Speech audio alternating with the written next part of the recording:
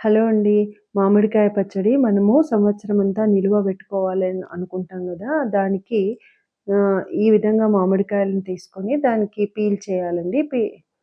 పొట్టంతా తీసేయాలి. తీసేసి ఈ విధంగా పొట్టు తీసిన మామిడికాయలను మనము చెక్క ఇలపీట దొరుకుతుంది. దాంతోనే చెక్కు పెట్టుకుంటే బావుంటుందండి.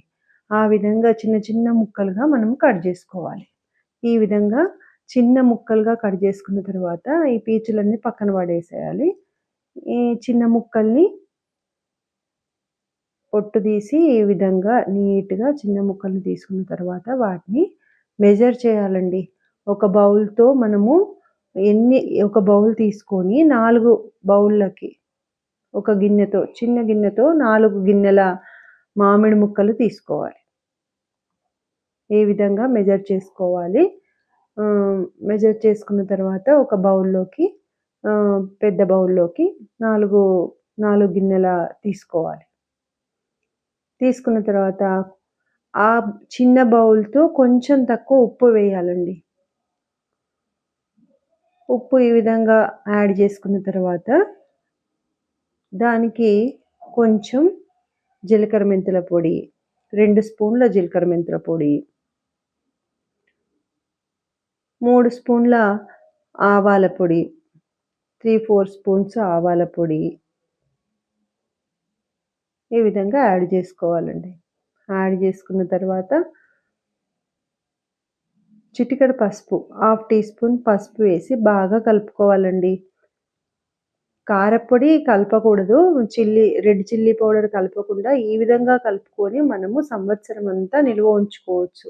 మనకెప్పుడంటే అప్పుడు ఫ్రెష్‌గా మామిడికాయ పచ్చడి కావాలి అనుకుంటే బిబ్బి ఉంటుంది గదా! మామిడికాయ బిబ్బిని దాన్ని కొంచెం తీసుకొని బౌల్‌లో తీసుకొని కలుపుకొని పోపుబెట్టుకుంటే ఎంత చక్కగా టేస్టీగా ఉంటుందండి. ఈ విధంగా ఇది సంవత్సరం అంతా ఉంటుంది. దీంట్లో కొంచెం ఆయిల్ పోసేసుకొని నిల్వ ఉంచుకోవచ్చండి మనం. కలుపుకోవాలి. కలుపుకొని బాగా ఒక జార్‌లో పెట్టుకుంటే నిల్వ ఉంటుంది. ఈ నిల్వ ఉన్న పచ్చడిని మనకెప్పుడు సంవత్సరం అంతా ఎప్పుడు కావాలంటే అప్పుడు చిన్న బౌల్‌లో తీసుకొని దానికి సరిపడా కారప్పొడి, రెడ్ చిల్లీ పౌడర్‌ను, 3 మ్యాంగో పౌడర్‌ను కలుపుకొని మంచిగా ఇంగు వేసి పోపుబెట్టుకోవాలండి. పోపుబెట్టుకుంటే చక్కగా టేస్టీగా రుచికరమైన మ్యాంగో పచ్చడి ఎప్పటికప్పుడు రెడీగా ఉంటుందండి. ఇట్లా కలుపుకోవడం వల్ల ఏందంటే కొత్త పచ్చడి తిన్న టేస్ట్ వస్తుంది. చాలా టేస్టీగా ఉంటుంది. మనం ఒక్కటేసారి కారప్పొడి కలిపి పెట్టుకుంటే అంత టేస్టీగా ఉండదండి. మీకు నచ్చితే లైక్ చేయండి, షేర్ చేయండి. Thank you.